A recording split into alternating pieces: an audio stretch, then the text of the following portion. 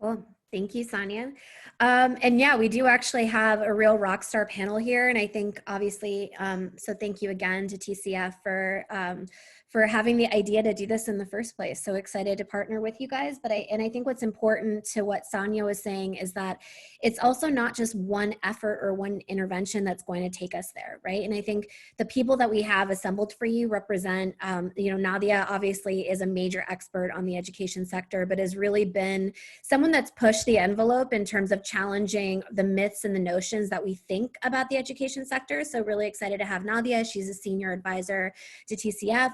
Haroon is on the panel. He is a co-founder and he's a CEO of Orenda, which is doing really incredible work when it comes to engaging kids. And then Edkasa with Annum in terms of what they're also doing, not just through connected classrooms, but also through Edkasa Direct already through technology. So what I would love to do is to have each of the panelists introduce themselves and their organizations, but also what I think is important is I would love for you guys to also share why you're doing this work, right? Because I think that's also so important for people to know what's inspiring you and what's driving you and what's motivating you to do the work in the first place. So if we could maybe go Nadia first, and then Haroon, and then Annum in that order, that would be great. And don't forget to unmute yourselves.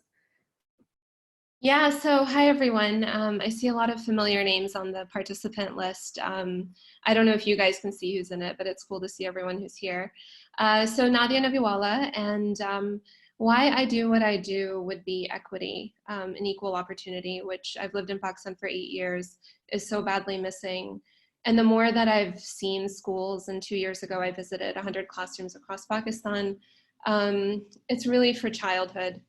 It's so bad. I don't even know if we know how bad it is. That I think if we just talk about childhood before education, we'd be a lot farther than we are now. Great. Haroon? My name is Haroon. I'm the co-founder and CEO of Orenda. I began the work that I do about 9 years ago by building schools in slum settlements in Islamabad. I fell in love with teaching over there. And since then, I have traveled all across Pakistan. Me and my team have gone and we've lived in villages and small towns. And we've taught in public schools over there. We've even gone on harvests with the people that we are hoping to reach. With the sole point that we think that education is suffering quite a whole lot in Pakistan. A lot of children are dropping out of school, about 50% according to an NASA report a few years ago, drop out in their first year. And even if they stay in school, they don't learn quite a whole lot by the time they're done with their primary grades. At the same time, when we were traveling across the country, about 3 years ago, we began to see that there was a huge opportunity in terms of technology ownership. Even as far as Rajanpur, where we were working with communities that were working in brick kilns. In the villages, we were able to see that people were selling smartphones on donkey carts for as low as 1,500 rupees. Now it's come down to about $10, $11. I do think that that's going to spread at a very rapid pace in the next few years. And I think it gives us a terrific opportunity to re-engage children, to prevent them from dropping out of school and perform better in school. So that's the reason I do what I do. I've never liked school myself when I was in school. And I think that every child deserves to love learning. And I think that if that is taken as a foundation of learning, then I think children can go a long way and can become self-learners. So that's why I do what I do. Great. Anna? Assalamu alaikum, everybody. Thanks a lot for having me here today. My name is Annum Sadiq. I'm a co-founder of Edkasa, and I lead the education delivery of the company. So just a little bit background about myself. Like the panelists here, I myself am a very passionate educator and been working in the education space for about 10 years now. For me, I feel like the education is the biggest bridge between the world that we have and the world that we want. And as Nadia said, it gives equal opportunity, equity, and we focus a lot on girls' education as well. So one of the things around what we do is we target students in grade 9 all the way up to grade 12 who are taking their board examination, because similar to what Haroon said, there are a lot of kids out of school, but sadly those who are going to school, about 50% of them are not able to graduate their high school exams in 9, 10, 11, 12th grade. And it's a knowledge-based economy, and these kids need those skills in order to get gainful employment. So that's sort of the niche Edkasa is targeting, grade 9 to grade 12, and helping students to pass their exams and move them towards gainful employment. Great. Thank you, guys. So the first question that I'm going to ask the panelists is actually riffing off of Nadia just released a really great piece via USIP, and it's talking about teleschools. But before we talk about that, and before we talk about what you guys are doing in the pandemic, one thing, Nads, that I would love, Nadia, sorry, that we can tell we're friends. Nadia, that I would love for you to first talk about is, in your piece, you talked about the difference between educating children versus engaging children and how important that is. Because if we're just going at them with like, as you know, top down rote memorization, that's obviously not going to work. And really thinking about, you know, so much of what you've talked about in that piece was the idea of engaging kids. So can you talk a little bit more about that assessment and that specific piece of learning that came out, as well as for Haroon and for Annum, can you guys talk, and maybe if you want to mention how TCF is addressing that, but then for Haroon and Annum, can you guys also talk about how both Edkasa and Orenda are really thinking about education versus engagement? Yeah, so the piece that I wrote about talked about my experience actually funding children's media before I came to TCF. And, you know, with that, we had a mindset of wanting to teach children. And therefore supported the development of a cartoon that was for children. And years later, when I went back to look at this cartoon and talk to people about it, what we learned was that the cartoon, which had 3D animation, seemed really cool, actually wasn't very engaging at all. And we learned this finally by talking to children, which we hadn't done at any point in this process of supporting its development. So what I learned through this was this kind of realization that as an adult, my brain is very different from a child's, and that I'm actually a very poor judge of what a child finds engaging content. And that also, if you want to impact a child's mind, you have to engage them. All learning happens through engagement, to the extent that today the way education is talked about, and this is going back to, you know, actually the 1800s, is that when you put a person in the middle of an experience, that's when they learn the most. That learning can't be something passive. Children are not USB sticks who are just we're going to be able to download textbooks onto them. You have to create content that they want to watch, especially for small children, because it is through repetitive exposure to something, and actually for a child to feel like it's, you know, it's not direct. You're not trying to teach them. You're not trying to lecture to them, because they get enough of that in different ways, but that they're actually having fun, that they'll demand, you know, do it again, you know, like as kids do. And when that again and again and again happens, that's where you have an opportunity to impact a child. And a lot of this is in the realm of social emotional learning, of citizenship, of civics, of all the parts of school that are actually not academic. And especially in the early years, all the things we learned in kindergarten happened through that kind of engagement. I love that. In investor world, it's called stickiness, which is like, what's the stickiness that you have behind your products? So for Haroon and Annum, how does that work in terms of, I guess, what's the engagement that you guys are building in your respective products, as well as how you guys are approaching learning? So maybe if we want to go Annum first and then Haroon. Yeah, that's a great starting point, Kalsoom. I think that sort of outlines Edkasa's journey as well. We started about 3 years ago, and the first thing that we did was that we went on field and conducted human-centered design to find out what the learner's needs and characteristics are. So we conducted about 800 household surveys and did multiple focus group discussions to really drill down what the student wanted. And then we co-created the journey of learning with them. And then there were separate sort of components to it, right? It's not just about like figuring out your learning objectives just based on a textbook and then assessing them in sort of like that kind of traditional style. With online, you've got to convert the communication also to make it more active and to make it optimized for an online experience. So I completely agree with Nadia that it has to be, you can't be thinking in your own silo, just thinking that this is what's going to really work for the student. And a lot of our myths also got debunked when we went out and, you know, spoke with a lot of students. A lot of our myths got debunked and we had to sort of redesign, and, you know, we constantly do that. It's an iterative process. You have to keep going and asking the student again and again, does this work for them? Does that work for them? So yeah. Great. I think I've been a teacher for about 9 years. I still teach to this day. I've taught children from the age group of 4 years and all the way up to 12th grade.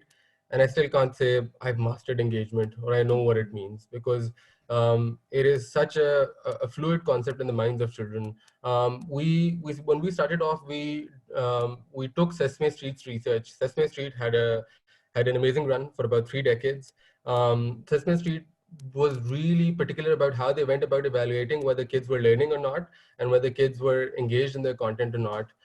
And when we began to deploy it, we found out that engagement was critical in terms of learning, but also I think one of the things that we discovered was often people were erring too much on the sides of low engagement or too high engagement. And I think that caused a lot of problems too. And I explained this example to Nadia quite a long time ago as well, but we were teaching photosynthesis to girls who were out of school in 6th grade. And we made an entire story in which there is a character that sort of becomes really small and then injects himself into a leaf and then goes and sees all the parts of the leaf and sees photosynthesis in action. In that process, the light looked like small sort of packets that were coming down. Chloroplasts were real human beings that were putting all of that together, etc., etc. In that example, what we ended up seeing was children remained hooked, played the video multiple times, got the essence of photosynthesis as it is, as a means of survival for the plant. But when it came to them having to appear in front of their teachers and have to sort of replicate that knowledge, that they were found lacking, and then they suffered a huge blow in confidence around that.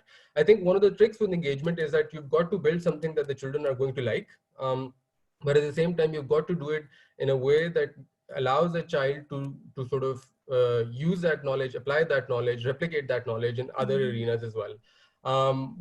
We did another experiment in which we were working with girls who were out of school, and we were trying to teach them the area of a border of rectangle. So this is 2 rectangles, and then they have to find out the shaded area.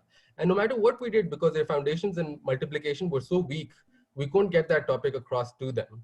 And then because we were living in that village, we found out that every year before they go on their harvest, they plant a row of trees outside the perimeter of the field that they're working in to prevent the soil from being eroded away. And when we started to frame area of a border of a rectangle in that context, it immediately started to click. It was not about anything flashy. It was not about anything in terms of animation. It was just about engagement that allowed us to see what context they lived in and then apply it to their context. We were teaching some girls circuits. And again, we couldn't get them to crash circuits. What would a girl in rural Rajanpur want to do by learning circuits? But then we found that when we gave them the applications of circuits in various ways, we found that a whole lot of girls had developed an interest in using circuits to build very rudimentary door alarms that would go off as soon as a door was opened and a circuit was broken. They were trying to apply it to their own context. Yeah, I love that.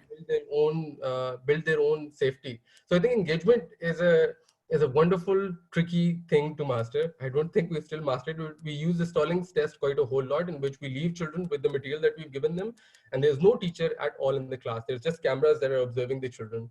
And that's when the really interesting stuff starts to happen, because then they'll start to chit chat, and then they'll start to turn off the tab, and they'll do other things. And it's really interesting to see what happens when adults are not around, because when adults are around, children are bound to watch. They'll watch anything that you give them. But when adults are not around and they're on their own, that's when the real chatter, the real engagement levels, that's when they come through. So it's one of the favorite and hardest part of the job right now. Yeah, and that, I think what you're speaking to is real like user-centered design, right? Which is like, how are kids actually wanting to learn versus what adults think they want to learn, right? Nadia, I think you were going to talk about TCF as well in terms of how they're applying it. Yeah, so I think what's great about TCF right now is that for them, engagement is central. So right now, a lot of people are talking about academic learning, you know, kids won't be able, they're delayed on their exams, for example. But the idea that right now children are at home, we're leveraging the network to deliver relief across Pakistan through our alumni in really hard to reach areas. So we know that communities are under a lot of stress. So yeah, so I mean, there are some pretty extreme stories that get sent out. So the idea right now is that children are at home, they're not engaged, they have time, their mental energy is not being used. So how do we channel this energy? And so TCF has launched or actually produced a TV show for PTV, which is airing. And what's interesting about this and what's happening in Pakistan right now is that Pakistan has not had children's media for decades. A lot of people in Pakistan in the 80s and maybe early 90s grew up with Naviwala and I love this like Sim Sim Kulja that I just saw. It's like 80 Sesame Street. You can find it on YouTube. And it's still good. But children in Pakistan don't have that. We have a bit of Cartoon Network and kind of imported stuff, but not the kind of stuff that I think a lot of people did grow up with. So now this is on TV, and this is the first made-for-TV content that we've seen, and one of the few examples of it. And what's interesting about engagement is that what a child finds engaging also changes based on the context that they're in. So there's a constraint here that a lot of content that has been developed for classrooms to supplement teachers. And in a classroom, like a cartoon is really, really exciting next to a textbook. But on television, suddenly you're much more challenged to engage the child. So TCF's content, the TV show is called Ilm Ka Angan. It's airing at 10:45 a.m. in Pakistan on Sundays. It's all story-based. We actually have moved to a play-based curriculum.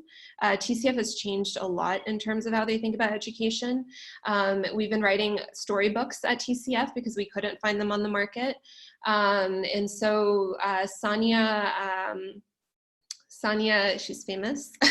She reads 150 storybooks, not 150, but a selection of them. And there's exercise on the show. And the other interesting thing about the show is that it's designed to be multi-grade. So recognizing that children of different ages are watching at one time. And I think more than even just the children is that in households right now, if there's one TV, for me as a kid, it was not easy to win control of, say, the radio in the car from my dad.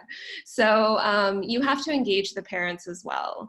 And so in response to the first show, we got 20,000 text messages of kids sending in their drawings, of videos of kids exercising, which is in the show, and a lot of feedback as well. So there's going to be a couple more episodes of this coming out, but I think props to TCF that they're just thinking about children and the social emotional right now, even more than the academic. And I think that's actually a really good segue for the rest of the panelists, because obviously we're in the middle of a pandemic right now. I really hope that everyone who's attending is staying safe and healthy at this point, wherever you are. And so a question that I have for you guys is how, so much of this, played into what's happening. We're facing a current education emergency. We have technological barriers. We have all these other barriers. And then COVID-19 hit, and all of a sudden all these kids are at home. So how has the pandemic impacted how you guys have you guys shifted what you guys are doing right now? Has that been an opportunity for you? Would love to hear. So maybe Haroon, Annum, and then Nadia, if you want to add to that as well, how you guys are shifting in the pandemic. Because even just as a quick aside, I released research last week on how the pandemic is impacting the startup ecosystem. And what we saw was that EdTech is one of the few sectors that's actually doing really well right now. And seeing this as an opportunity, as an investor, we think that too, is that might be the sector where valuations actually might stay the same versus everyone else is being impacted. So for you guys on a tactical day-to-day basis, how has that changed how you guys have shifted what you guys are doing on your day-to-day? So if we want to go Haroon, then Annum, yeah. Yeah, I think one of the things that has evolved quite a whole lot is that Taleemabad was already seeing good growth figures, but I think one of the things that we realize now is that parents all of a sudden have gotten very much involved in their child's education. One of the things, and at some point in the webinar, I also want to show some of the graphs around this, but in the beginning, what used to be patterns for Taleemabad was that children would arrive in droves on the weekend. They would watch for pretty much most of the day during the weekend. And then once the pandemic hit, we started reaching out straight to the parents because we felt that the parents were an important gateway, especially in giving access to children who had access to the material through a parent's smartphone. or like Nadia said, parents have the control over what the child gets to watch. And so we started reaching out to parents directly. And one of the most amazing things that we've seen is that parents have started to use Talimabad as within the school timing. So now we have parents using it from 8 a.m. to 2 p.m. and 2 p.m. on the dot, they will stop. And then they will come at a later point in the day, but their usage of the platform has just very quickly evolved to the timings of the school. And then on the weekends, they don't bother opening it at all. So that's one of the most interesting things that we're seeing. And then now a huge part of what Talimabad does is we reach out to the parents on a daily basis, twice or thrice a day. And we advise them on how to use the platform. Here's what you've got to do. Pehla lesson ye, then you've got to do this, then you've got to do this. Here's another test. Here's another video. Okay, once you've learned nouns, now let's go to pronouns and make sure that your child watches till this bit. And then if they feel like it, make them do this test. So I think that's one of the most amazing parts of what has happened is that we thought we were a company that was focused towards just children. And we're finding out now during this pandemic that parents are perhaps an even more important part of the entire equation. And just building our messaging and reaching out to them on a regular basis has allowed us to build some semblance of a routine for our students. So that is something that has definitely been exciting. Yep. Thanks. Annum? So just a little bit of context of what Edkasa, sort of the way it operates. So we have two sort of learning solutions. So first is a blended learning model where we work with classrooms for grade 9 all the way to grade 12. And we basically just, research shows that it's harder for them to get science teachers, especially in remote locations that are subject experts. So we empower that classroom. We give them a live broadcast, which is all synchronous content so that learning is engaging and the students can communicate back with us. But there's a facilitator in class that's present and the learning is communal because all of the students are there in a classroom. The second model is completely distance learning, where a student who has access to smartphone can just use that smartphone to, get into the live stream of Edkasa's classes and help with the exam preparation. So what happened was that post-COVID, the blended learning model, which was connected classrooms, that had to be shut down. But what we did really fast was that we had student data and we started making up calls and seeing what kind of, how many people had access to smartphones. So just a quick aside on the demographic we were serving, most of our schools were located in South Punjab and most of them were girls. A lot of these girls, actually majority of these girls were out of school for 2 to 4 years, and then our partner, which was Idara Talim Aga, he had brought them back to school and then introduced them to Edkasa. Similarly, we work with Starfish Pakistan and SOS Children's Village. So all of our partner schools were catering to students who came from low-income backgrounds and medium to low-income backgrounds. So as soon as we started making calls, we found out that about 50% of these students did have access to smartphones. So we got these students from the blended learning model onto the distance learning model. And it was really interesting to onboard them and to explain to them the expectation, how it changed, although both are technology-driven models, but still the user expectation was different when it was, a blended learning model to a distance learning model. So it's really great to sort of onboard them, explain to them the user expectation, explain to them what the teacher's expectation was, and so on. But yes, absolutely. We as well saw a dramatic increase in students who wanted to learn from Edkasa. And the background of this a little bit also is that what happened was that in the Punjab board, which we focus mainly on, grade 9's exams had started and a bunch of exams had happened and a bunch of them was still were scheduled but had to be postponed because of the pandemic. Similarly, the FSC students that we teach, their exams are scheduled 4 weeks, it's a sort of end April. So the students were very much into the thick of their studies and, they were revising their concepts and stuff. So what happened was as soon as the exams got postponed, there was like a bit of an alarm. Okay, what's happening? Is it canceled? And GCSE said the exams were, canceled from there and for now. So students for the first 2 weeks were like, okay, should we study? Should we not study? What's going on? So we did see sort of a dramatic up and down with the way the students were behaving. So 2 weeks, for the first 2 weeks, they were like, okay, let's just cope up with the corona situation. We established a helpline because students had a lot of questions and they were extremely anxious, especially with regards to the exams. So we had to do a lot of coaching to explain to them that, okay, this is still like, important time for you. You can learn, don't use it just by being anxious, do something more productive. So we established a helpline on our YouTube channel where students could just ask us questions and we were sort of counseling them and helping them around the subject areas. And then after 2 weeks, we saw, the students had settled, and, that campaign of explaining to them that use this time wisely was working. And we saw a very dramatic sort of surge in the user demands. And then we saw an amazing increase in not just views, but also comments and engagement, because most of our content is live. So it's very easy to measure how much a student is engaging. So that's been sort of Edkasa's experience. Great, super exciting. Nadia, I know that you've already talked about from a TCF perspective, but was there anything that you wanted to add in here? Yeah, I mean, I think it's been pretty stunning how quickly TCF has pivoted and redeployed its network with this new context.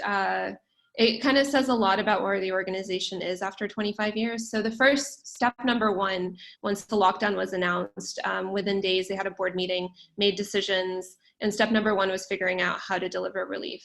So TCF partnered with Jazz Telecom to do cash transfers so there are a lot of things that even I hadn't thought about. So for example, you can't just take trucks into a neighborhood full of food because people will crowd the trucks. Also, the strongest tend to get whatever you're delivering in that situation. And so what TCF did was basically alumni stepped up. In no-go neighborhoods of Karachi, there's a transportation lockdown, and yet because we have alumni deep in interior Sindh, there's a community that's reliant on the only income source is professional begging.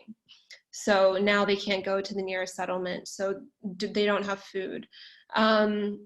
So because of these alumni, the alumni are actually able to identify the poorest in the community, the daily wage workers.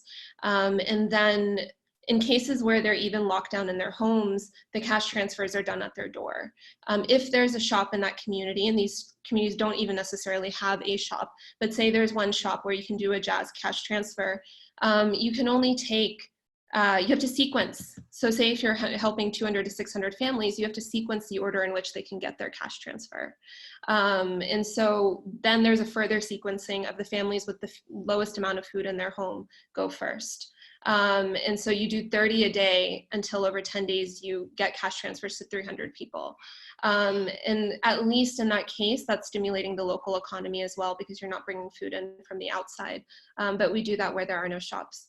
And then the second thing was the Ministry of Education reached out to everyone. 300 people donated content, so TCF produced this TV show. And for us, it's about going further offline. Because even in Karachi, for our students who are in FSC and Inter, we are giving them online resources, but connectivity is an issue for them even in Karachi, because we're really on the periphery, whether it's a slum or it's these remote villages. So some stats for Pakistan, so 2/3 have TV. When it comes to computers and internet, 15% in rural areas. And 36% have mobile internet. But having mobile internet in Pakistan doesn't mean you know how to use it. There's a lot of literacy and digital, I mean, it's kind of actually very surprising adoption issues with digital literacy. I mean, even Googling information is a big challenge. So we're about to go to print tomorrow with the magazine. And magazine is code word for, it's an activity book, again, trying to be engaging with kids. It has DIY activities, coloring stories, a lot of different things. But again, all around that engagement. And depending on how long, we're also making plans depending on how long the school closure goes on. Right now we can focus on the social emotional and keeping kids kind of active and engaged in different ways, but there's going to be different stages of the intervention, such as focusing on retention, trying to stem huge dropout from happening by working with our principals and teachers who are in these communities.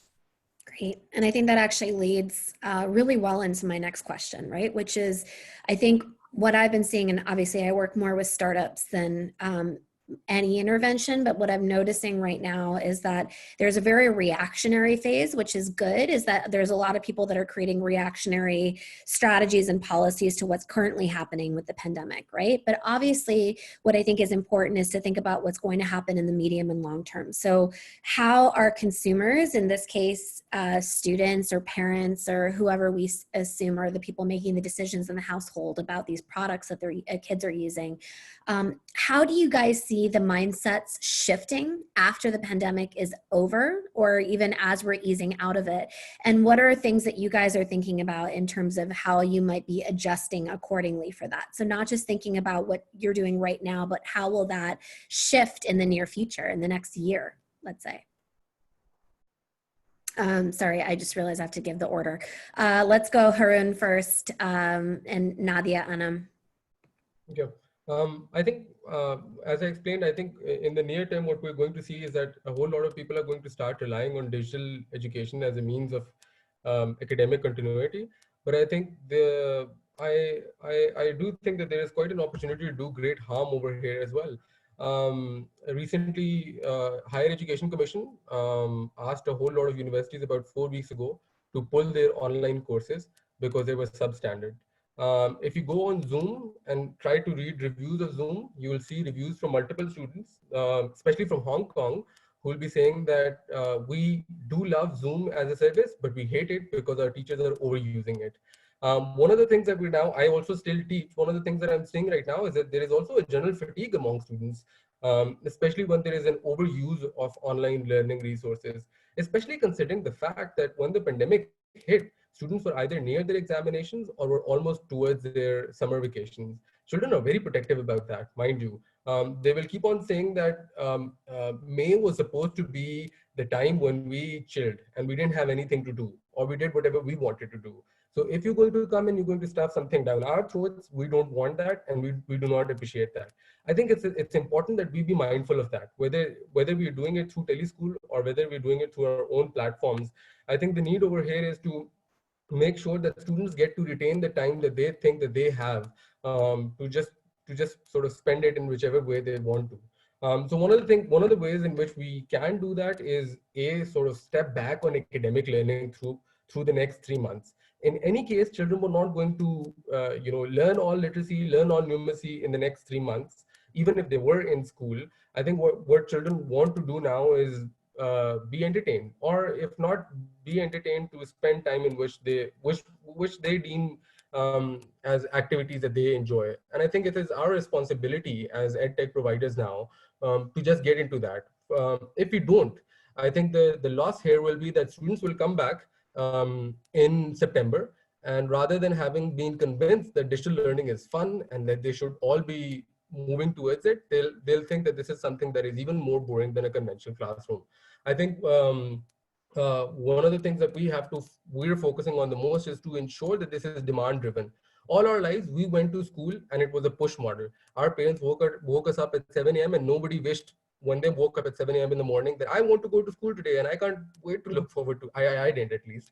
And I think it's important to note that students across Pakistan might not want to do that either. So it's important that we generate a pull model of education, which even if it's teleschool, children right now, most of the parents are calling us and saying they're not waking up at 8 a.m. to watch your kindergarten content.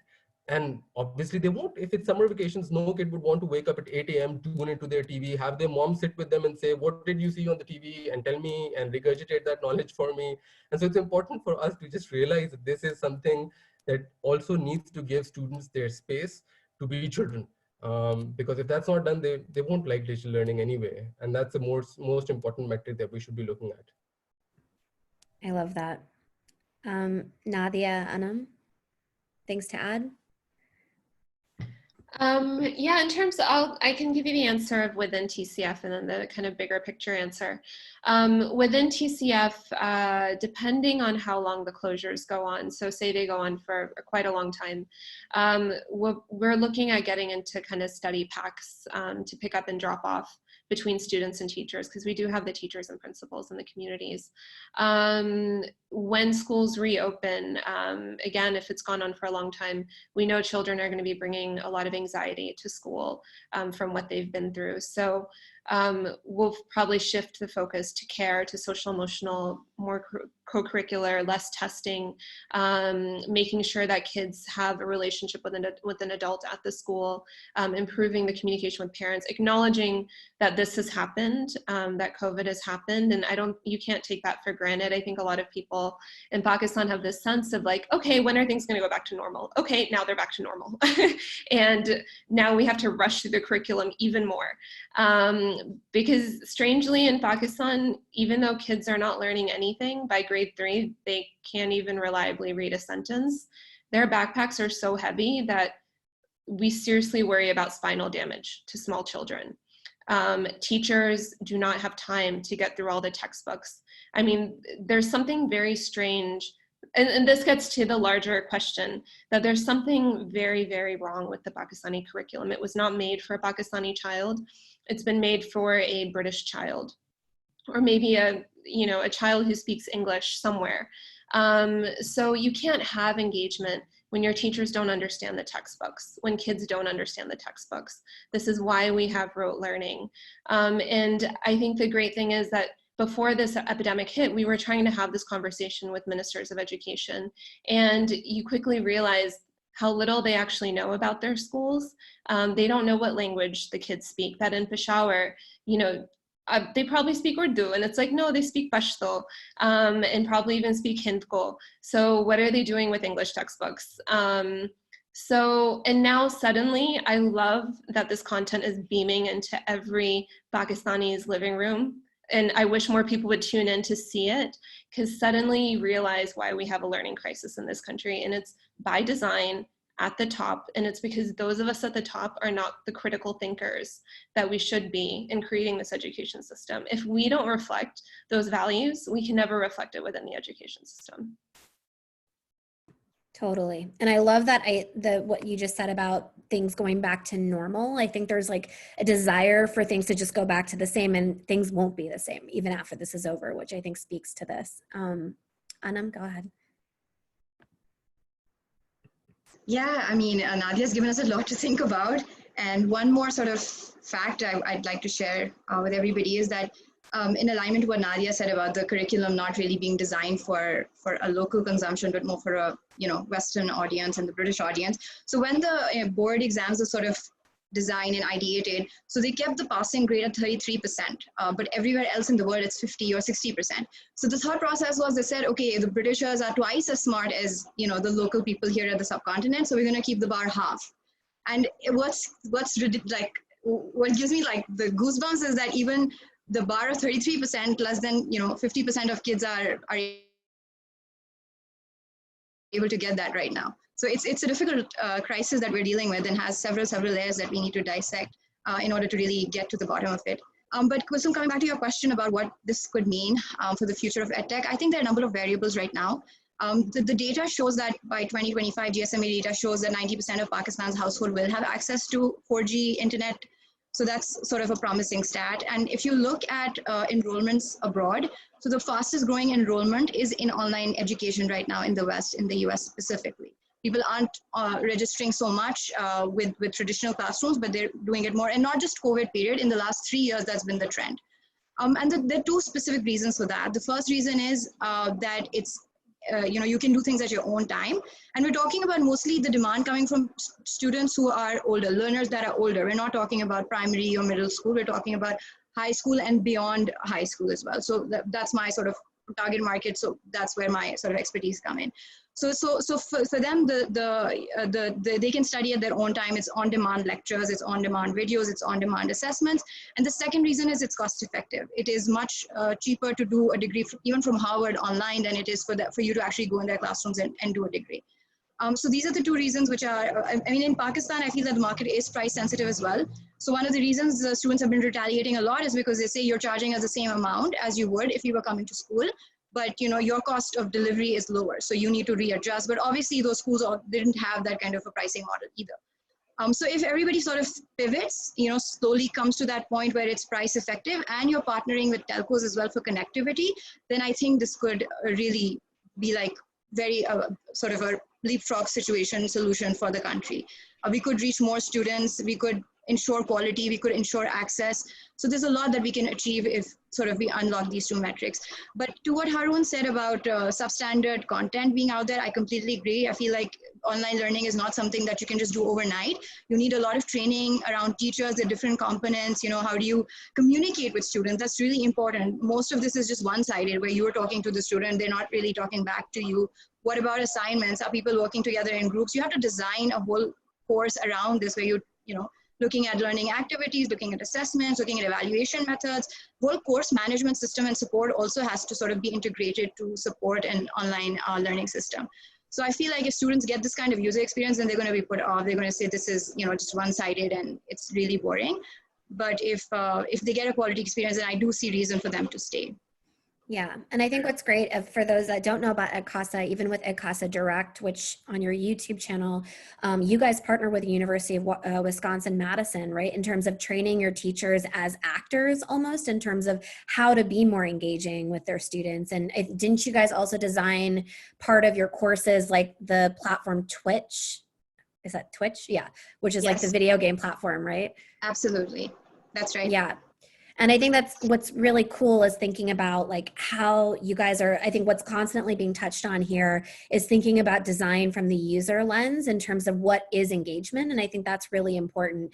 We have a ton of questions that have come in. And so I want to start kind of getting to the questions. If you have more questions, please put it in the Q&A box. I also just saw, Annum, I did think you froze when you said this really important line about British people being twice as smart in the passing grade. Basically, someone just asked if you could re-say that line because I think you did freeze, and I think that was an important statement.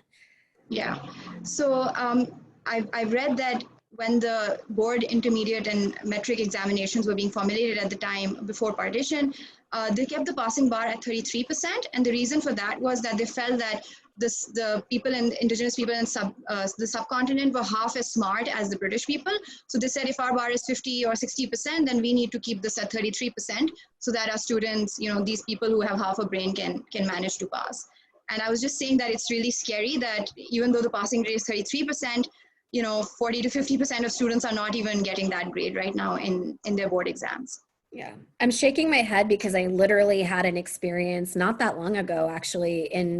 I met someone from the Pakistani diaspora in Silicon Valley that actually said to me that Pakistanis in Pakistan their brains are not wired the same way, so they just won't absorb information. And I'm just like, oh my gosh, this is a problem we have even with our own people thinking that about ourselves, right? So I mean, where do you even begin on how you break down the biases of what our level is and what our standards are, so I'm just going to start to ask questions as well as go to the question box as well. Fawzia asked a really lovely question about gender equity in this. So she specifically said, how are your innovative learning teaching models dealing with issues around gender equity, both in content and in terms of reaching out and being inclusive of girl students? I know all of you guys are thinking about that. So I don't know who maybe wants to go first. Maybe Nadia? And then we'll go Annum and Haroon. So in terms of under the normal TCF model, we hire only women as faculty so that parents send girls to school. So the challenge of parents not wanting to send girls to school, TCF actually solved for in the mid-1990s because parents did not, they said they don't want to send girls to schools that have male teachers. So that's now made us the largest private employer of women in the country. Beyond that, if you look at our textbooks, our storybooks, which are now on PTV, you will find this kind of challenging of stereotypes. What I love is our Learning English with the Iqbals series. So we've developed our own curriculum. And in that story, you have the Iqbal family, that the curriculum is kind of centered on. And, the girl plays cricket in the park with the boys. The mom and dad go shopping for groceries together. The dad cooks for the family on the weekend. The son serves chai. And so in our books, you'll see, we have female scientists. This is actually a really big thing for TCF. So you kind of see it top to bottom. And going back to, it's not education. It's not just academic. And I don't think academics have necessarily been the motivator for education in societies that have achieved public education, but it's really a citizenship project of how you envision and shape the citizens of a society. And that goes beyond math and science. Yeah, I think in our case right now, what we're observing is that about 51% of the people who are engaging with Talimabad are girls, which is really exciting to see for us. We're also targeting mothers, and I think explicitly targeting mothers means that I think there might be a higher probability of all children within the family getting access to the smartphone and getting to learn in that way. The other thing is that Talimabad, since it started about 4 years ago, has always had a lead female character. Her name is Pinky. And the entire sort of series and whatever teaching it does is done through the eyes of Pinky. And just like Nadia explained with learning with the Iqbals, I think there's a whole lot of norm shattering around Pinky and her friends getting to do all kinds of stuff, girls capable of and doing stuff that normally society would not consider them capable of doing. So I think that's important to set up the lead female character, the one who appears in every episode, as somebody who's strong-willed and can do much more than people think she's capable of. And I think also the male cast that surrounds her being supportive of whatever she does and whatever happens in that episode. So far, we've produced about 3 seasons, 480 episodes, and Pinky has remained the most popular and the lead character in the series. And so far, we're seeing quite a whole lot of people beginning to associate the brand with her face and her actions. And so I think that's something that is incredible, that we get to build that kind of female role model, especially when over half of the population that's using Talimabad are girls. Great.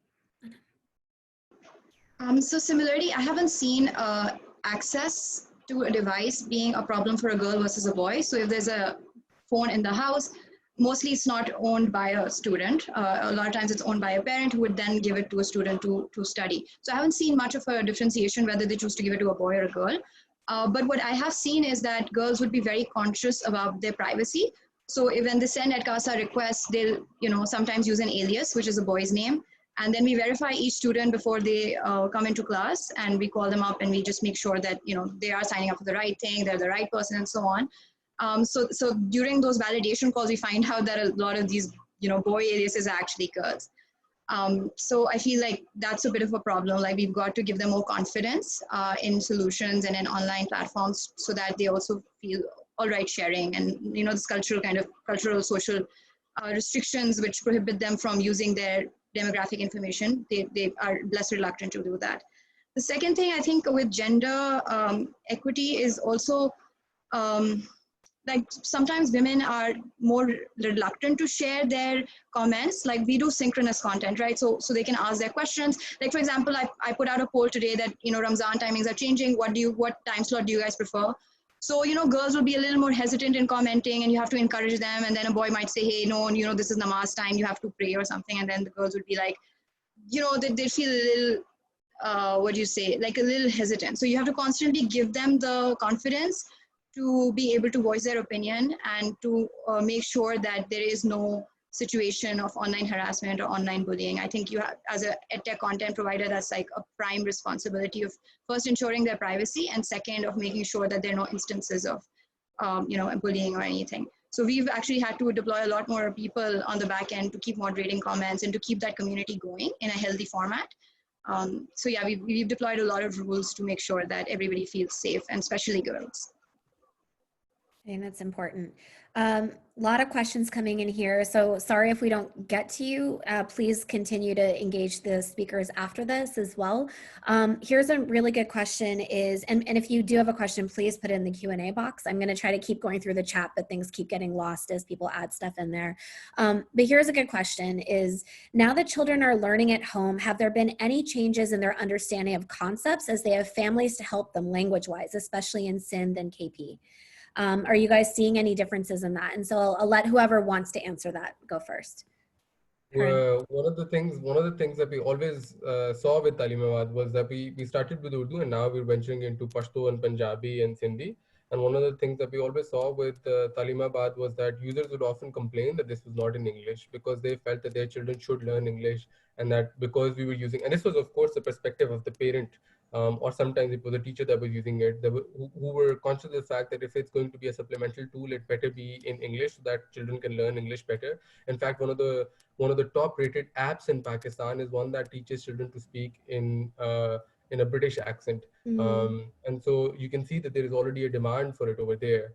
But recently, since the pandemic hit, I think one of the most interesting things that has happened is that there have been people flocking to the platform. Yesterday, a user wrote to us and said, I think she gave us a 5-star rating and said, I think the best value proposition of this platform is that my sons go to Beacon House, and Beacon House doesn't teach them the skills that they need in terms of their own native language. And so I use it because it can teach my child how to communicate better in the language that the language that is spoken at home, the language that they should grow up speaking. So there's such an overemphasis in schools, especially in private schools, around English language that right now we're also seeing that Urdu or any other language that we use apart from English starts to become an advantage. We're also seeing that parents are sitting down with their children quite a whole lot, which is not something that was happening pre-pandemic. Right now, what ends up happening is, even before, I think parents used to use educational media as a tool to let their children consume engagement material without feeling guilty that they were letting their children waste their time. Now, especially when it's on PTV or when they're sitting down together, because everybody's in the same space together and everybody's literally, for lack of a better word, trapped together, then there is also the attempt that parents are engaging with the children and parents are explaining to the children. So most of the time now we get queries from parents who ask us, hey, this was a concept that you taught, and is this what you meant? Or the concepts are being cleared easily, but here's a confusion. And it's parents who are engaging with us mostly and saying, I tried to do this with my child and this didn't work. Do you have any supplementary worksheets that can go with this? And so that's something that I think if that sticks beyond the pandemic, across the world, everybody knows that teaching in the native language of the child is almost beneficial everywhere, and parental engagement and parental involvement in the child's academic life is bound to reap benefits much down the line. I mean, like in the child's entire learning journey, parental involvement plays a huge role. That was conspicuous, or it was absent before, and now we're starting to see it become prominent, which I'm really excited to see. And my hope is that we can cement that beyond the pandemic too. I don't know how realistic that is, especially in cases where both parents are working. But that is a hope that we can get them to be able to play a part in the child's journey as well and explain the topics to them like they're doing right now. Yeah, and how to prevent them from sliding back into what they thought was normal before, and how do we retain the best parts of this? Any other people that want to pipe in on this? Otherwise, we can move on. I'll try to be quick, but there is homework on the show that kids can do, and then work with a teacher on the phone or their parent to help them with it. And if it is correct, then they just SMS in their name saying it's correct. And if they get through the series of episodes, then they get kind of an exit slip of some kind. There's a concept there. But it's an interesting question, because I think there is a constant negotiation on language. Typically, you know, kids will acquire language from what they hear, and usually that's from their parents. So a case where the parent, you know, has second language skills that the child doesn't have at all, I think might be unusual. But even then, yes, like there probably is that segment. But even on TV, if you look at what's being aired, it is English on the screen. And pretty strange sometimes content, like it'll be like verb phrases and noun phrases and dissecting sentences to the point where they look like math problems. And the whole time, the audio is all in Urdu. And this is the way that education is in Pakistan, that we're giving kids English as a visual from their textbook or on a screen or whatever, but we're talking in Urdu the whole time. Because actually kids and teachers don't understand Urdu. Then kids are going to tuition and trying to work out how to answer all these questions, which are in English, and then trying to memorize this English. So someone was telling me in Balochistan at a university that the girls there, they take exams that are written in English, but they have to ask somebody to translate the questions into Pashto or into Balochi so that they can write the answer in English. So it's so much more complicated and very bizarre, and no surprises as to why we are where we are. Yeah, totally.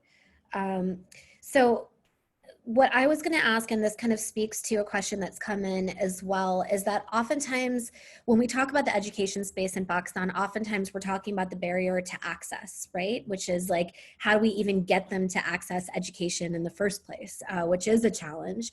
But also, so I want to touch on that, which I think is important, is that how to, once we've given them access, you guys have kind of talked about how you improve the quality of that education within the classrooms, but I also want to talk about the barrier to scale, right? Because I think what's interesting is that, you know, TCF is obviously is doing this in a very scalable way. Orenda and Edkasa are thinking about technology as a way of scaling, but what are the barriers to even that? Like, what are the barriers that you guys are seeing when it comes to growth, as well as being able to reach all of these kids that are in need of quality education?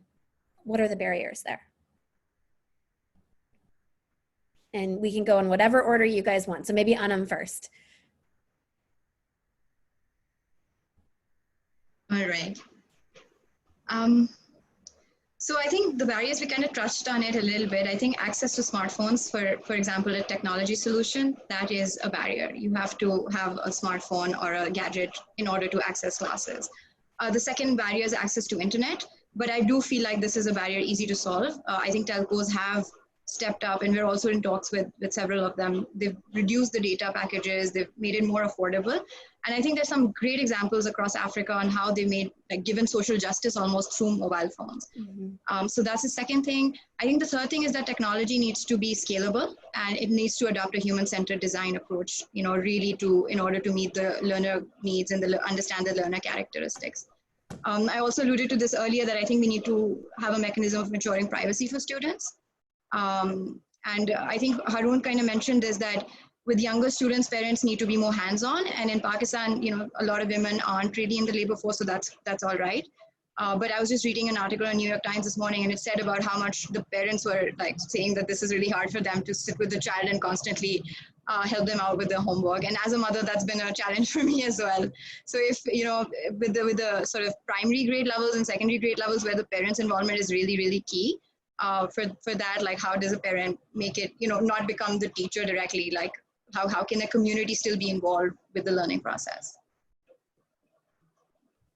Yeah, I think one of the main challenges that we're thinking through these days is that I think it will be very easy to push the pedal and get to 1 million users and beyond that. I think one of the things that will be really challenging is how children get to apply that in their day-to-day offline lives. The fortunate bit is that nobody's going to have to give exams, and nobody's going to have to live the rest of their lives in a digital space. And so one of the things that we're really thinking about these days, and which is not hyper scalable as a platform or an app, is that how do people get onto the platform, do the learning that they have to do over there, and how does that translate into offline communities that share that knowledge, that apply that knowledge. I don't think fractions or learning what fractions are, or looking at fractions and completely understanding the concept is any good unless you can go out and you can apply that fraction to food or farms or whatever it is that is around you. And I think in that way, knowledge, especially knowledge that is gained in online mediums, needs to be applied, and needs to be applied in group settings. I've never seen a child growing up, or we've never heard of a child growing up in isolation, completely detached from their peers, and then sort of becoming socially skilled and sort of learning how to apply those skills that they've learned as well. So I think what a child learns in Talimabad, how do they take it offline with their peers? How do they connect to each other, and how do they begin to apply that learning that they've just captured? I think that is going to be the most essential key metric, because I think it's easy to get to a large number of downloads, and it's easy to get to a large number of online sessions, which I think most edtech platforms do. What is going to be really interesting is once the battery is out and the screen has gone dark, what do you do with that moment? What are the outcomes, right? Yeah. But I'll ask you guys a question, because I've actually talked to Haroon for hours and learned a lot from him. Annum I spoke to this week, and appreciate how thoughtful she's been with the online medium, which is, I've seen, done very poorly on the children's end of things. Haroon and Annum, I mean, do you think there's a tension? I think one of the barriers to scaling education is how much it's tied to our school system.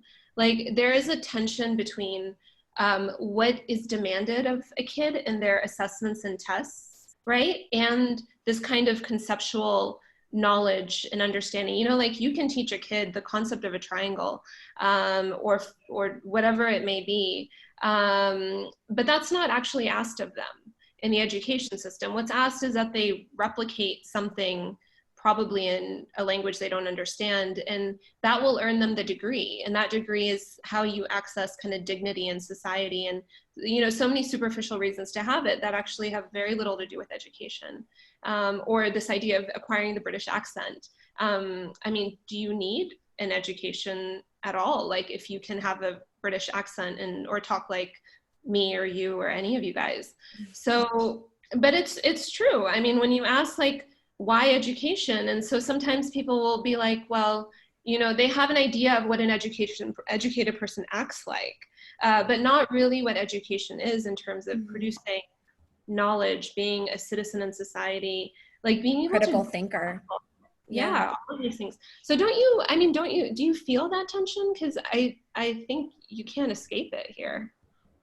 Yeah, I don't think you can. I think this is a debate that rages on in our office at all hours. And I think the debate is, do we teach to the test? Because that is what is going to get us some serious traction, some serious revenue and sustainability for all, you know, or do we teach just to get children to learn what they should be learning in age appropriate ways? I think one of the things that we've been inspired by, even though it has some of its own flaws, is the PISA tests. I think if you take a PISA test and you give it to a child in Pakistan, I think a lot of them are going to struggle, because PISA tests not only take, PISA tests are all about just essential elementary topics that we've all learned. But even if we took it, we'd struggle, because the way in which PISA tests ask you to apply that learning is they give you a real life scenario and then they see if you can apply it over there. I think most of our kids are being prepared for the test, which is why I think more important than the work of building platforms and ensuring access is the advocacy and activism that we can do together to push ministers and governments to change that curriculum. I think we've been in multiple meetings with people in the bureaucracy, in the education bureaucracy. Nadia, we've been in one together with the minister as well. I think there is a reluctance to even think about curriculum overhaul as a tool for changing all of this. And I think probably 50 to 60% of our time should be going in terms of going into changing how our curriculum is structured, because in Pakistan, by the time children get to 5th grade, or they're about, I think, 9 or 10 years old, they're expected to do LCM, HCF, and all of that. In any other country, in Finland and Slovakia, which is now beginning to top education rankings, children, by the time they get to 10, are not doing any of that, and they end up fine. And they end up succeeding in life, and they end up applying knowledge in whichever way is appropriate for the 21st century. So I think that is also a very important discussion that needs to be had. Perhaps I think equally as important as giving access. Yeah. Yeah, Nadia, I agree with you. There's absolutely tension between, critical thinking skills, analyzing skills, these things that you need as a 21st century learner and, in a knowledge-based economy, versus what the test is. So with the FSC, I mean, we teach a lot of past papers. So when you go over the questions, they're all like asking the student to recall or explain an idea or a concept, or at best sort of apply some applications of it in numericals and so on. There's never a question really around evaluate or create or produce some original work. It's a lot of just recall and, classify this sort of biological plant versus, so on. So the way we sort of reconciled with it is we said that, our theory of change is that we need these students to pass so that they would continue their education. And research sort of shows that for every year of education that you get, your income increases by 10%. So I agree that income is sort of not just the only outcome of an education. There's a lot more. Education is a formation of a human being, not just about cramming, information. But absolutely, that's what the board right now and the past papers and the testing is all around, just testing you for information. It's not focusing on, producing any new work or evaluating or analyzing. Yeah. Great. I think Go ahead, Haroon. I think I personally observed in about 3 years of doing Taleemabad that the absolute best time to do this. I mean, I know that curriculum needs to change, and curriculum change is something that is going to take some time in Pakistan, but the absolutely best time to do this is the summer vacations, because there's no exam coming up. You're out of school, the school session is over. parents are not bugging children about what they ought to be learning. Parents don't have a conception of what ought to be done in the summer vacations, with the exception of some parents from private schools who've been given homework. By and large, everybody is clueless about what needs to happen in a summer vacation. And that's where the real magic starts to happen, because you're not worried about this is what is age appropriate for my child, and this is the accent that I want, and this is how I want them to solve this algebra sum, but you're engaging with everything. And I think that we see some really odd patterns within the app as well for users who use it in the summer vacations, because they're spiraling and crisscrossing all over the grades, and having a jolly good time doing that. But I think when the school session is on, it's just about, we need to get better at 5th grade LCM, and that's what we need to do. But in the other times, I think there is a general openness about what can be done. So favorite time of the year. I love that, because I think it's kind of seeing things as like spaces and opportunity rather than cramming yourself in a box that other people have delegated to you. A question from Anya is asking, with access to so many school principals and teachers across the country, she's wondering if there are any plans to train them to interact, engage with students where possible. If anyone has any ideas or thoughts on that. We did a recent survey. Talimabad was designed for parents and their children. We did a recent survey and found out that about 40% of the new users were teachers. And then we found out that there was one district education officer in Jhelum who had downloaded the platform, who was struggling to find anything during the pandemic, and then had sort of so there's a district education officer, then there's area education officers, and there's assistant area education officers, then there's assistant area education officers. So they all have a big WhatsApp group, and we're part of some of those WhatsApp groups. But he sent it to those WhatsApp groups and encouraged his teachers to sort of start downloading and using it. And so that's where it spread and found a neat place within the teachers, who were then sort of passing it on to their parents as a tool to study. So I think there is definitely some leeway there, because teachers are all of a sudden, it used to be parents, now it's a lot of teachers who are using the platform. I think there is some potential over there to extend this to teachers, especially as summer vacations approach.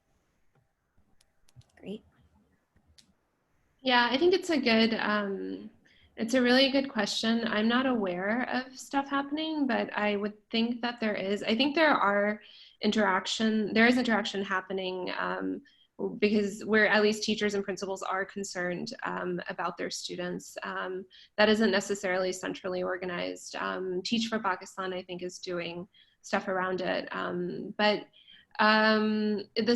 you're right. I mean, there are teachers in Pakistan right now who want to be engaged. If they can be reached, remotely, then yeah, I would like to see something like that, but I'm not aware of it. Okay. On that, I mean, there's someone that's asking, there's been a lot of TCF specific questions, but one specifically off of what you just said are TCF teachers being guided to interact, engage with students on what they're learning via teleschools, and the Storytime PCF is helping air on Sundays? So is there offline engagement that's happening with the teleschools? So not yet, and not with Teleschool. However, the magazine/activity book that's going to print, I think tomorrow, that is going to be distributed through the TCF networks to TCF students. So that engagement can occur. We just haven't been able to get to it between, I think it's only been like 3 weeks, it feels like, maybe 4, of Relief producing the show, now the magazine. And so there will be a time for that. Our central concern actually with kids is the dropout. And that's where I think a lot of that engagement will happen. And I think we are talking to the Center for Global Development about doing a survey of parents to identify, and we may go into an identification exercise of kids who may be at risk of dropouts based on research of past crises that have happened, Ebola, the financial crisis, etc. So yeah. Yeah, I think we keep forgetting that the pandemic has not been around for that long. And so just the fact that you guys have been able to respond so fast, it's kind of amazing. I have 2 kind of meaty questions to ask you guys based on what's in the Q&A box. first of all, and this is actually both from Fazia, who's been very active in the Q&A box, is number one, based on what you guys were talking about in terms of language and how complicated all of that is, do you think there should be one language of instruction? Is that even possible in a country like Pakistan? And then the second, okay, let's get into it. And number two, can online teaching really be equally as effective quality-wise to the face-to-face model? So two kind of big questions to kind of sink our teeth into, guys. I already had an initial reaction from both Haroon and Nadia to the first one, so maybe if you guys want to expand on that a little bit. And if not one language, what's the solution when we think about scale, how it's so difficult to scale when we think about how diverse these communities are. So let's think about solutions on that too. Yeah, so I think one thing to remember with medium of instruction is it's a big misnomer. And so medium of instruction doesn't change the language that the teacher knows or speaks. So the medium of instruction is largely English officially. In Islamabad, it was in Punjab, it now is in KP, all low-cost private schools. So the majority of our kids are going to schools that are so-called English medium. But this only means that the textbooks are in English. So English medium refers to the language of textbooks. The teachers don't speak English.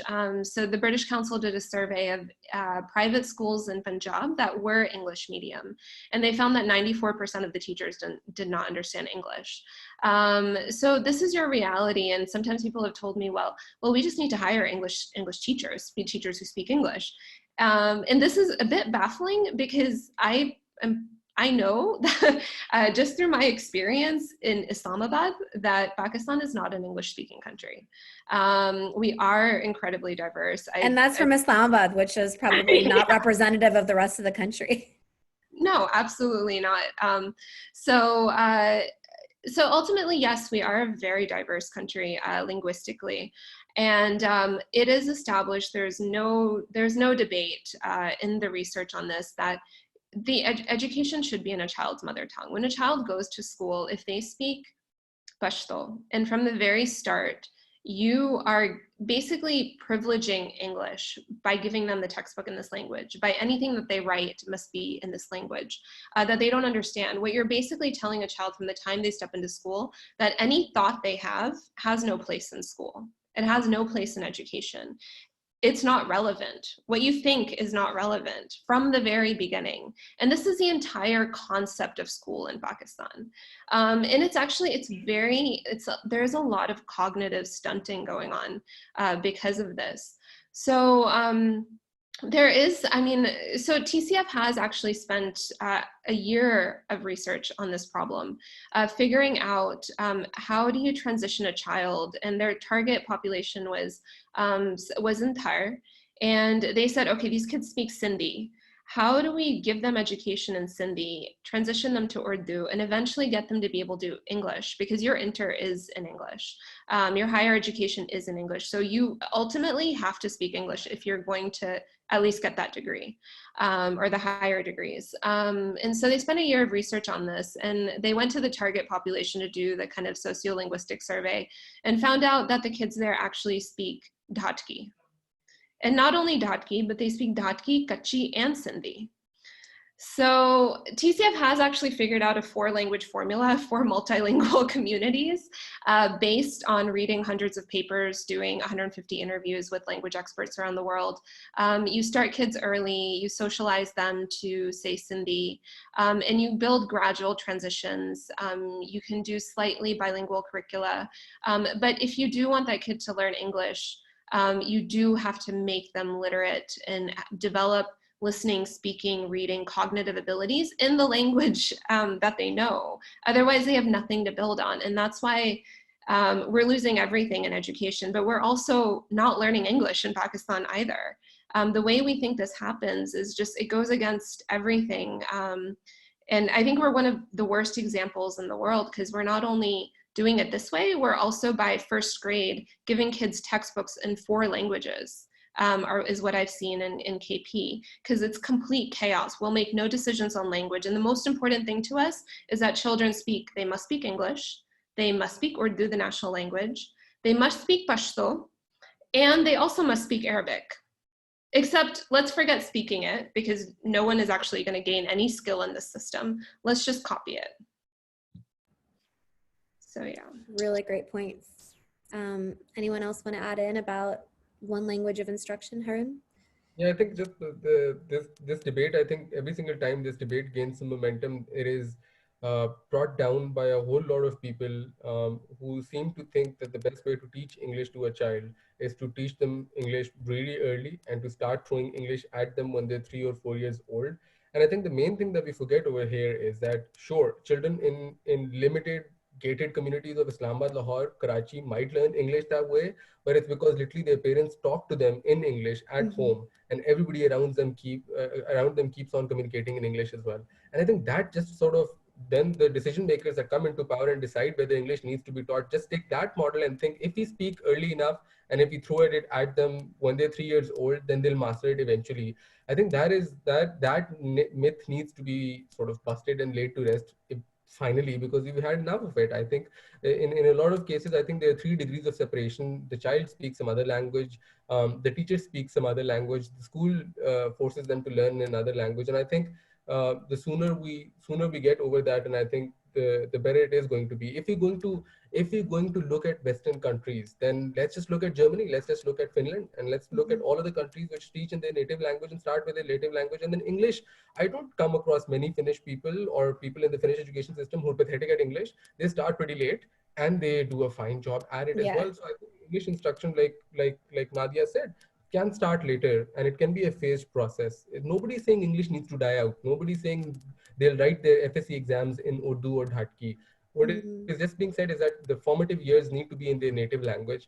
And I think I hope that during the pandemic, I think, especially because there's so much time for reflection, I hope somebody realizes that even if this one thing changes, I think it's going to change, cause a lot of improvement in our learning levels. So definitely, multiple languages for instruction, especially the child's native language in early years.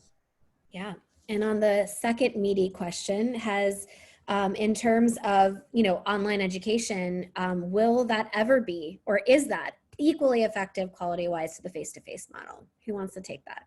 Maybe Annum first. Sure. Kaz, just if I could go back and address the first question. So I agree with Nadia and Haroon that it is really hard for us to onboard the student to English, for example, which is not their mother tongue. And there's a lot of research which shows that learning outcomes drop significantly if you force the child to attempt a test in a language that they're not familiar with.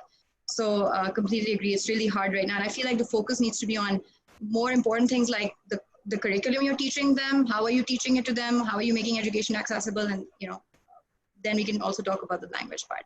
So second question, which was, can online teaching be as effective as face-to-face interaction? I feel like I'm totally biased. I run an edtech company, so absolutely, I think there needs to be things that have to be done right. I mean, it's not just come online, come on camera, and you'll do a great job. Even if I'm like a rock star teacher, even if I've taught like 1 million kids, doesn't mean that me by being on camera, I'm able to like empower students. So there needs to be like a thought out sort of a course conversion chart that this is what you do in a traditional classroom, and this is how you translate that in an online experience. So if I could just take a minute or two to give some examples to clarify. Yes. So for example, the first thing in a course content is component is content delivery and resource, right? So in a traditional classroom, you'll give paper handouts, you'll have a textbook, the teacher will be visually standing in front of you. Now, how do you replicate that online? You'll still have to give them the syllabus documents. You'll still have to tell them what kind of like learning objectives, how are they paced, what's the content looking like. But then you'll also have to amplify that, like the teacher's presence has to be built in the online system, even through videos, or there has to be a lot of communication, ongoing in that sort of space. The second thing is communication. I feel like it's really badly done in an online environment, right? When you're in a classroom, you're standing in front of the students, the learners are talking amongst themselves, you can see how engaged the student is. But in an online environment, if you're teaching like hundreds of students or thousands of students at the same time, it's really hard to replicate that. So that's where you need to think, do I need asynchronous content, which is like not live, like recorded content, or do I need synchronous content, which is like, what we're having right now, which is live, there's chat, web conferencing, people are engaged. So really this has to be very well thought out. It's not just like, just do this overnight in a steep learning curve and there you've got this sorted. Similarly with learner activities and a huge area of concern right now is learner assessment. How do you conduct it, keeping in mind all the integrity issues, with cheating and so on? How do you assess for long questions? How do you assess for short questions? Fine, MCQs you can still do. So there's a lot of onboarding that you need to ensure in sort of converting a student from a face-to-face classroom to an online course. Great. Any other thoughts that you want to add on, Haroon? I think most fundamentally, I think if we just going to go back to the foundation of this, I don't think anybody is going to be able to look at a screen for a really long period of time and come out completely having had the experience that they've had in school. I think they're in Pakistan, and the more and more I go to schools, the more and more I realize that in government schools in rural areas, your friends are probably going to take a much more active role in your psychological development than your teacher. Especially in rural Punjab, we were visiting a school and the teacher was very happy just putting the kids out in the burning sun in the courtyard and just sort of go and sit in the shade. And the children were teaching each other. And when they were done, they went about in the school courtyard, taught each other things, engaged with each other. So I do think that ultimately that offline capability to talk to each other, I think give this pandemic about 2 months and we'll get sick of Zoom meetings as well. And then somebody should come and ask us, do you think you'll be a complete human being if you were only limited to Zoom meetings? Of course you won't be. You won't like it at all. And I think that the similar approach should be applied to children as well, because I think there's a need. We will all be very happy when we finally get to meet each other in person. And I think the same approach ought to be applied to children, that they'll be very happy and they should have the chance, if you're talking about a complete education, to be able to meet with each other, to be able to share that knowledge, to be able to apply that knowledge. I think that's our challenge as EdTech innovators, is that I think while we build a dystopian version of what education will look like, I think we also need to figure out that there's going to be humans involved in it nonetheless. And I think those humans crave human contact and human interaction. I think that's a challenge to build with an online solution. Yeah, nuts. Go ahead. Yeah, I mean, I think it varies across age groups also. So I think Annum is working with grade 9, grade 10, 11, 12. And so for older students who also have to take a test and prepare for something, I mean, yeah, that's a very different context than, say, a kid who's very young in kindergarten and you're trying to replace the teacher with any form of tech. I mean, I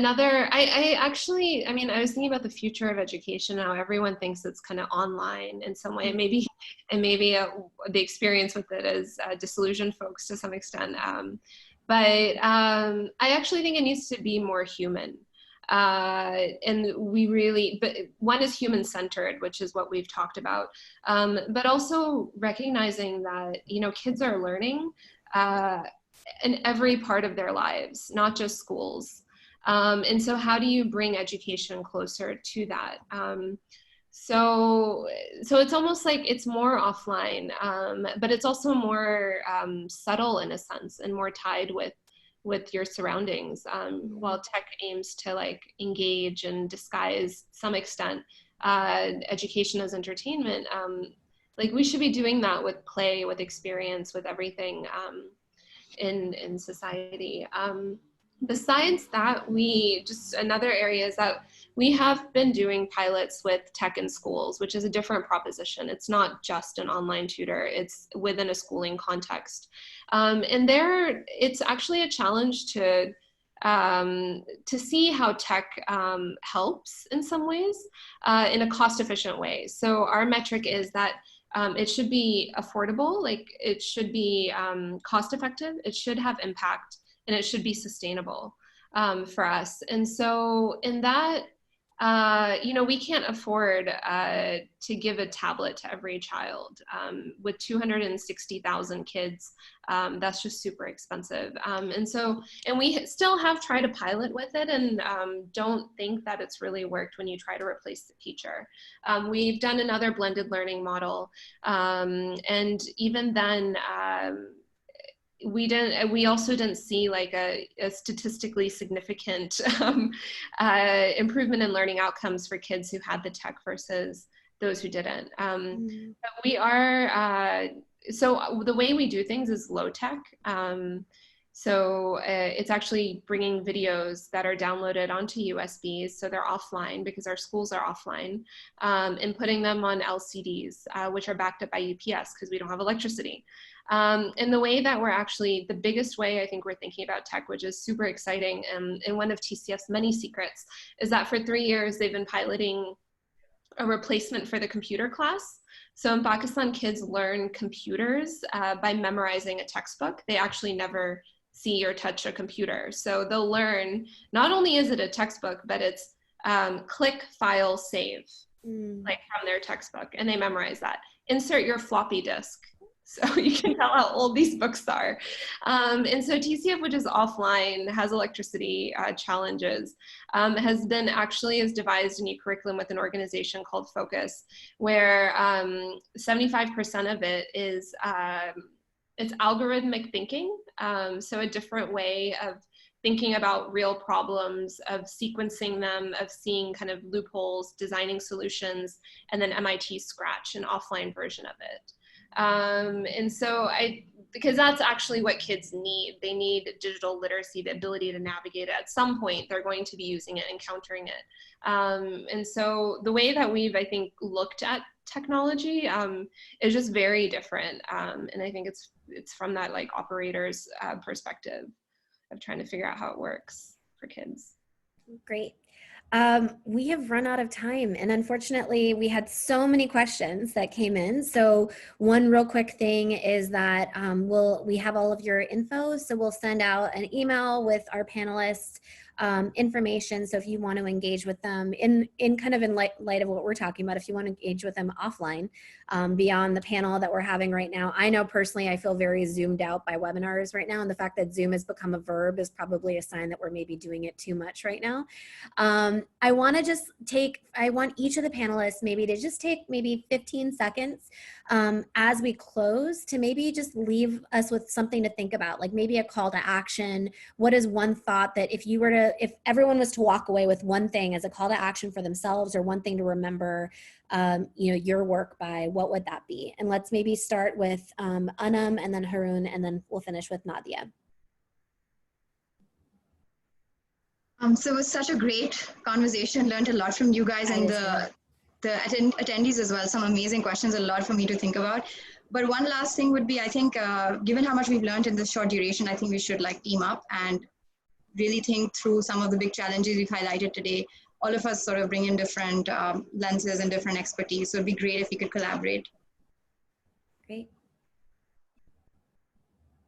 Haroon? I think if everybody's going back with the one to-do thing that they must do, then they must go to their children and ask them what they really like, and really sort of get to the bottom of that, because sometimes children will like the most insane, odd things. My niece thinks that one of the best ways for her to learn is if I keep jumping off the bed at least 50 times per counting. It is stupid, silly. Everybody says that somebody might get hurt, but it works for her, and she does it repeatedly, and she still does it. And I think the thing to take away over here is that I think we often grow up and then think that children ought to learn the way we think that they should learn, but I think children have their own conceptions about what they consider as worthwhile learning. And so, yeah, if you can ask your kids, or just observe them, don't ask them, because then they're not going to tell the truth. Just observe them, see what they say. So I think what people can do varies. So a couple answers.